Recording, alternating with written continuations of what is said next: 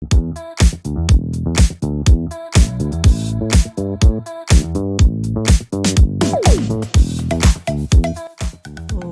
to Kim Talks Resilience, where we share stories of insight and inspiration in life, love, and business with resilient women from around the world. Speaking with authors, entrepreneurs, founders, and coaches to learn their strategies for a more resilient life so we can all build the life we love. I'm your host, Kim Hayden. All righty, welcome back. This is Kim, and I am super excited that you are sharing your time with me because I know how precious our time is. One of the things I don't discuss a lot is, how blindness or loss of sight or loss of a sense can really impact, but it can actually create great human beings. My mom's husband, Bill, or we all call him Blind Bill, went blind when he was 27 and has built a contracting company. He sides homes, he gardens, he can build fences, and he owns 7 rental properties while raising 2 incredible young men and now has grandchildren. And this man has done it all while dealing with the fact that he has a sense that is that he lost that it impacts 80% of our sensory intake. Our vision is 80% of our sensory intake.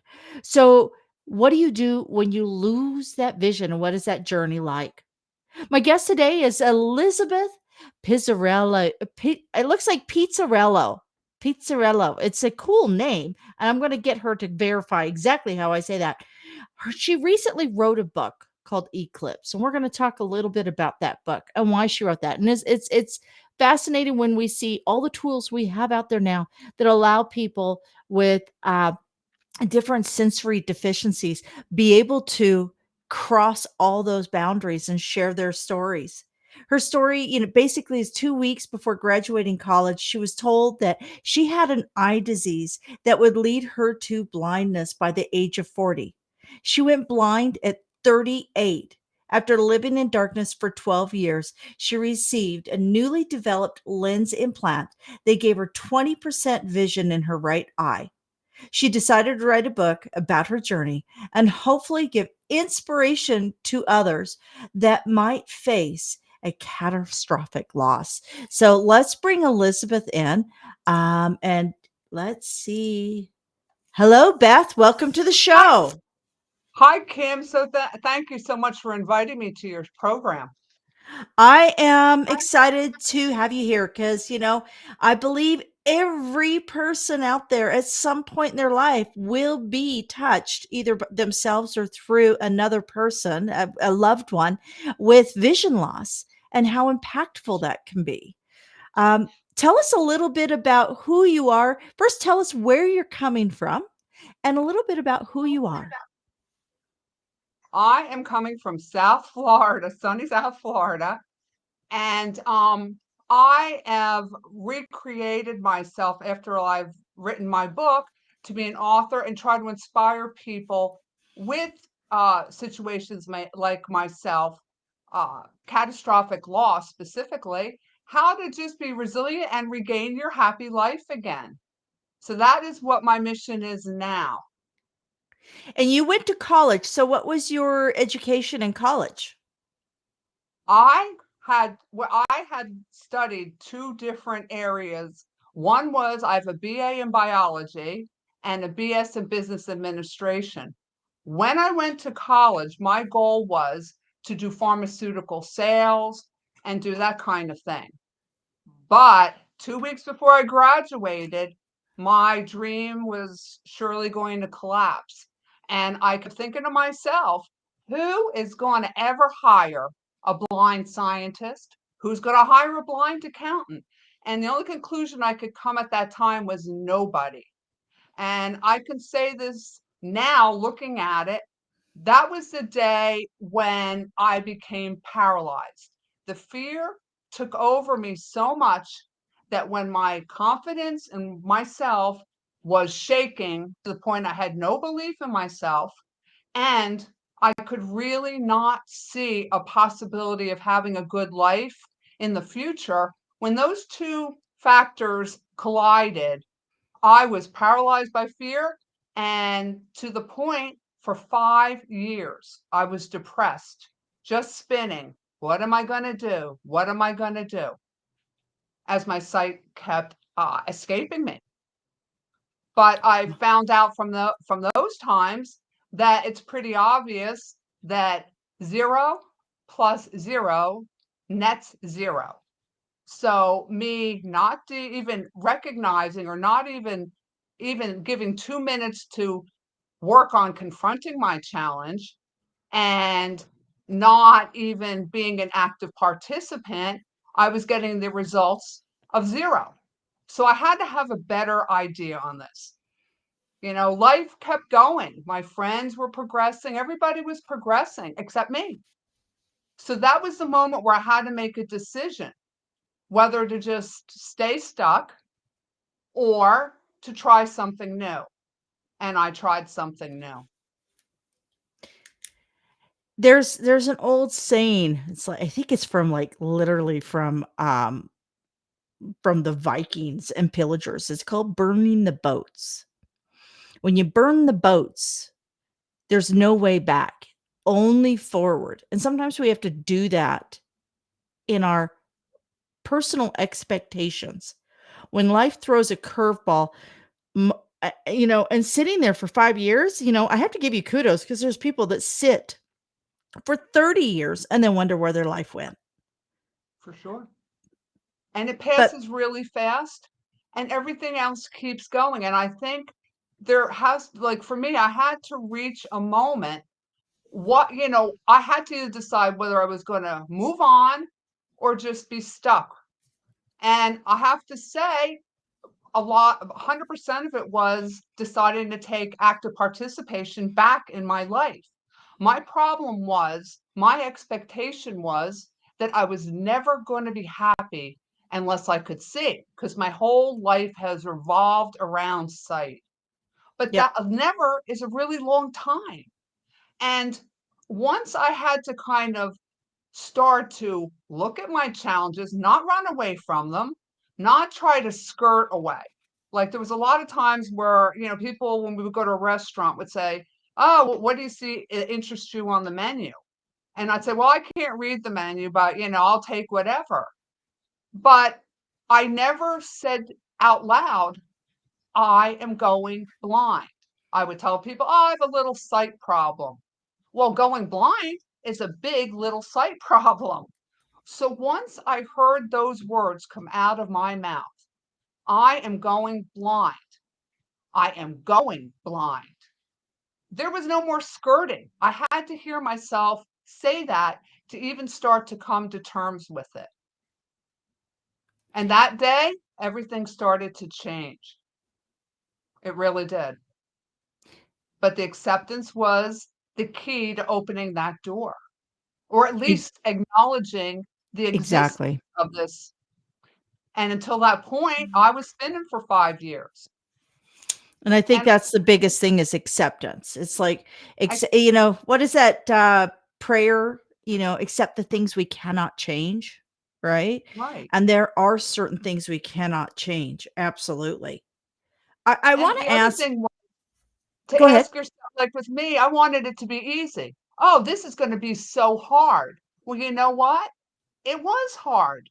But if you want something that badly, like with me, I wanted a happy life again, then you know what? It might take a lot of work to get there. And I think that was the other decision. How much do you want it? How much do you want it? Exactly. What is your life worth to you? Because if you aren't an advocate for your own life, how do you expect anybody else? I have a question around accessibility.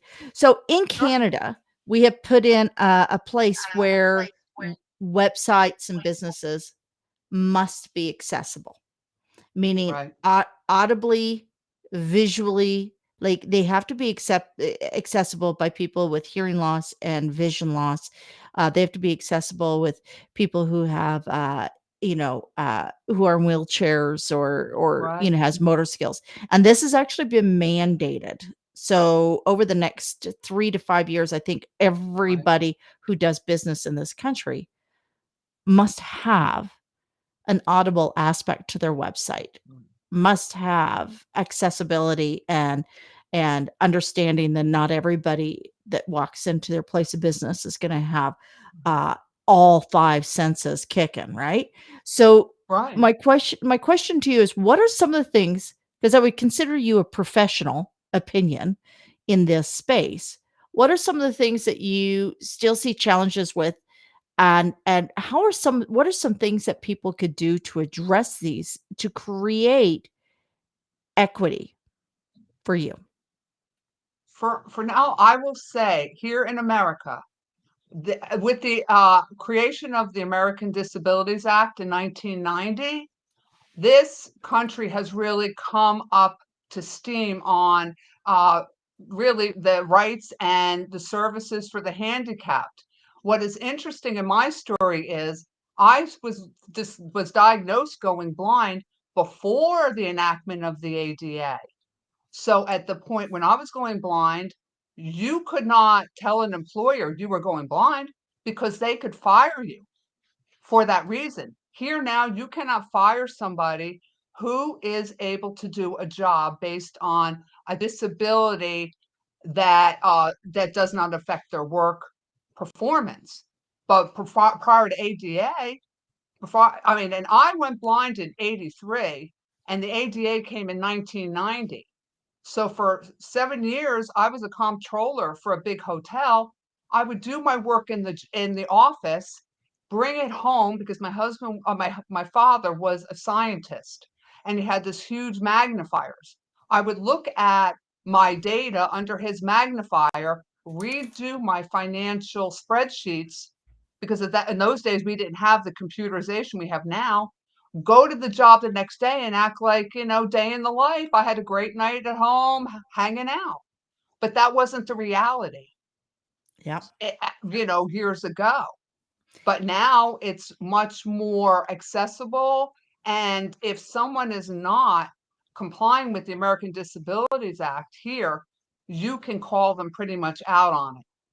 And, in businesses, you pretty much have to work with a disabled. And it's not a big issue too, because, somebody like me would say, the ADA, the American Disabilities Act says that you need to help me a little bit. That's the law. And when the ADA was new, that's exactly what I had to do. I had to call people a little bit out on that and say, there's a brand new law around to help people like me who are disabled. The other thing I did, Kim, to make a statement about the power of the disabled and the value in the business workplace, what I did was I went and took a job. And I did a job doing political fundraising.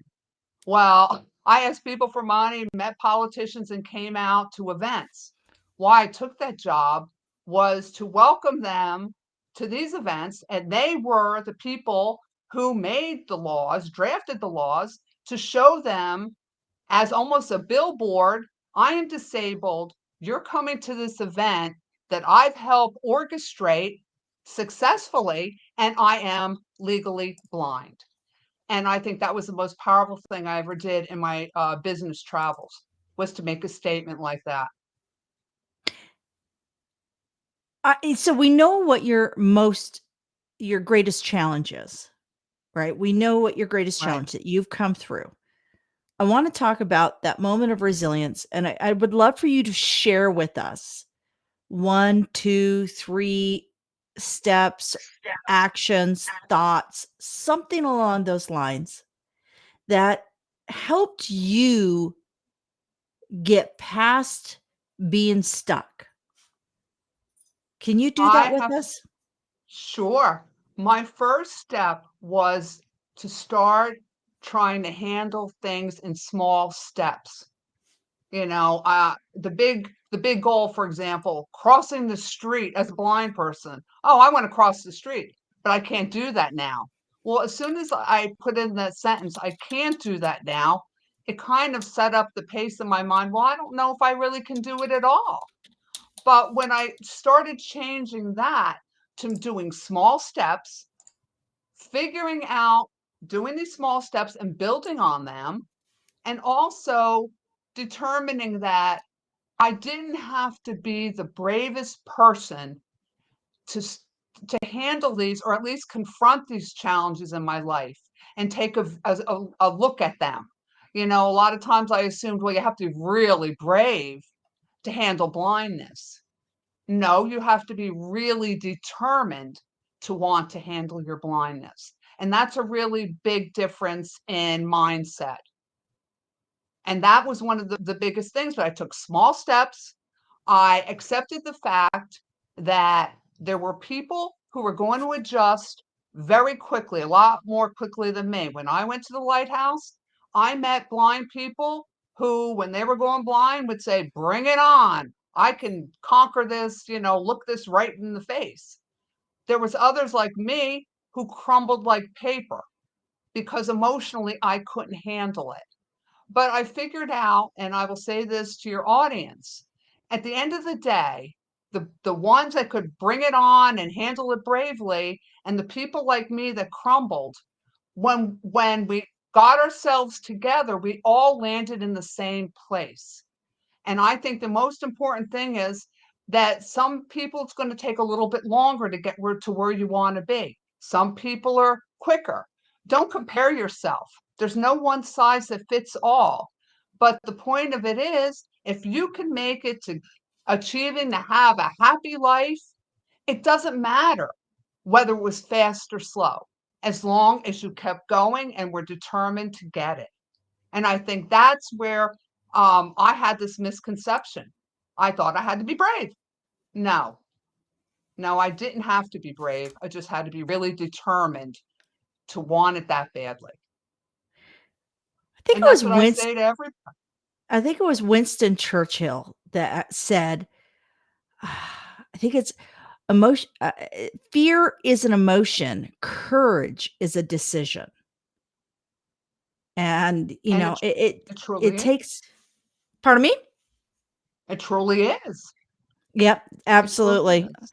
Winston Churchill actually has some of the best quotes out there. If I'm ever looking for a good quote, I go to Winston. But I think that's something that we need to recognize. We are still working with the same brains that the Yes. cavemen worked with. We are still working with the same brains that will shy away by nature. This is like a biological thing. We shy away from hard things. We shy away from Mm, things that are scary or sharp or pointy. When in some realities, we don't have a choice. We have to lean into it. We have to say, mm, okay, one small step at a time. And know it's scary. And I love the fact that you're sharing that because that is in itself a lesson in almost everything we do in today's world. It is a big world. And it's funny because it gets smaller and smaller with all the technology, but it is a big world and it can be overwhelming. And when you're facing things with, diagnosis like MS or mhm. blindness, or, you get in a car accident and you lose your mobility. I love the fact that you said you just woke up one day and it's like, okay, I can only do this one small thing at a time. I got to make this happen. And that's the So, greatness within all of us. You know, we all have, you are right, we all have the ability at least to take one gulp of our life at a time. We can do that. You know, when we share stories with people about what's happening in our world, we talk about it, talking about these small gulps. We don't, if you dump on somebody, they say, oh my gosh, this is too much for me. So I think that when I look at this, just kind of calm down. You don't have to go and find the answer to what will work for you in a matter of seconds. And I think some people think, well, I need a quick answer.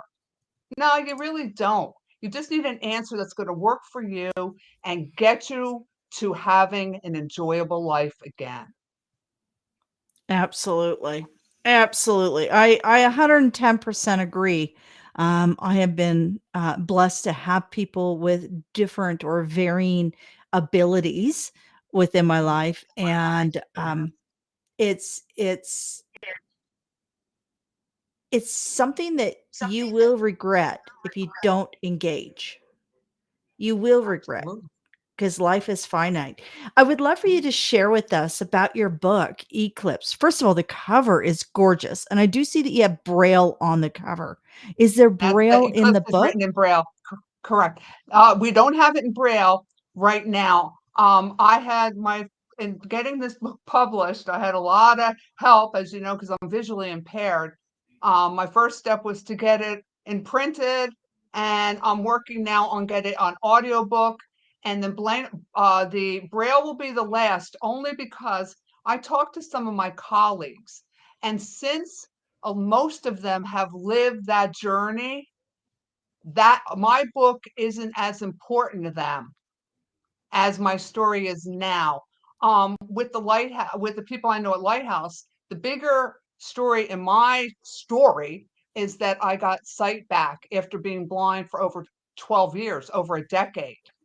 And Wow. what people who are visually impaired gravitate to, especially people with macular degeneration, because that's the number one cause of blindness, visual loss in people, especially baby boomers, is that oh, I lost my thought. Is Macular that degeneration. yeah, that oh yeah, that science changes, technology changes every day. uh, 25 years ago, my surgery was just an idea. And I remember the doctor saying, in 25 years, we think that we'll be able to let blind people at some point see again. And I'm like, oh, good for you. 25 years is a quarter of a century. But you know what? This day came. And that's the reason why I have 20% of vision in my left eye, was because of technology. And that's the other thing I want to share with your listeners. Don't give up. Technology these days is so marvelous that the unimaginable now can happen. Nobody in my lifetime until 10 years ago thought that I could ever see again. My lens in my eye, newly created, is like hanging a mirror on a wall with hooks. Now, when I went to see the doctor because I had a pain behind my eye and I was a candidate for this surgery, I mean, that was incredible. Can you imagine having a lens on your eye because you don't have the groove? It's hanging there. So, what I say to people, if I made a decision to be miserable from diagnosis to this day, I would have been miserable for over at least over 30 years for no reason, because technology caught up with my situation. I would have been miserable for nothing because this day would have come anyway. So that's what I tell people. Whatever's ailing you, don't lose your hope. Nobody thought my day would come, and it did. But you know what? The bigger miracle in my story is that I found happiness in my life while I was waiting for this day to come. And that's what I have to share with people. Don't give up, but with the way things are, don't waste your life on being miserable. And technology is such that you never know. You just never know. And I'm so grateful for that. I totally agree. Medtech, biotech, all of these things are moving now at rapid pace. A little bit slower than Chat GPT, but they are moving, man. They are coming. Um, Yeah. just announced is a new synthetic collagen. They're actually working Mhm. on a organic collagen that can be injected into hips, knees, and ankles. And what this means is we're going to, with this new, it's brand new out, and they are in process of working on an organic option, but it's going to mean that people who are 50 today very likely will not have to go through the invasive procedures of hip replacements, knee replacements, and ankle replacements, which are the number one issues for lack of mobility and challenges for our seniors. Um, our alpha generation, my grandson, who is 5, Wow. will probably have all sorts of bioengineering that if he breaks a bone or loses a limb or loses his vision, his hearing, there will be engineered options to help him live as full a life like you've received 20% of your vision back. In another Right. 25 years, what does that look like? Like True. we just have it's this compounded it's this acceleration that gets compounded and compounded. It's like computers. The computers are learning faster and faster and faster because they're getting smaller and smaller and smaller. Same things happen True. in our medical. But in the meantime, I think what I'm taking from you, Beth, in the meantime, don't quit living because it doesn't look exactly like you thought it should. Keep living, This is keep doing because you never know what true. opportunities will arise. Absolutely. And that's why I say don't waste your time, everybody, being miserable with this dynamic, ever-changing, scientific evolution. There's a lot of things that are hard to deal with, but they're hard to deal with, and that's okay. That's what it is. But don't give up hope. And like you say, keep going. And try to have a happy life in that. I think my thing was I always thought, well, I wanted the same life. Well, it's not going to be the same life, but you know what? You can be happy in any different circumstance. You just have to look for it. And I think that that's one of the greatest takeaways from my story. So, where can people find you, Beth? My book is on Amazon. And on social media, you can find me on LinkedIn, Facebook, Instagram, and I also have a website. It's bethpizzarello.com. And I have other podcasts I've done and give some information about my sight loss. And anybody that has any questions, please, my email address is there as well. And I'm not a doctor and I'm not a therapist, but I can share with you some things in my experience that have worked for me, and maybe it could help others too. So, and I welcome anybody who has any questions.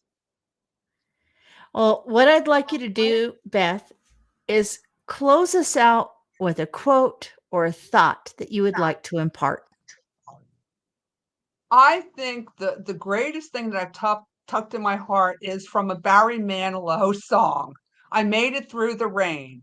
And the one verse has always resonated with me at one point when I was doing all of these things that I never thought I could do, is that line that says, and I found myself respected by the others who got rained on too and made it through.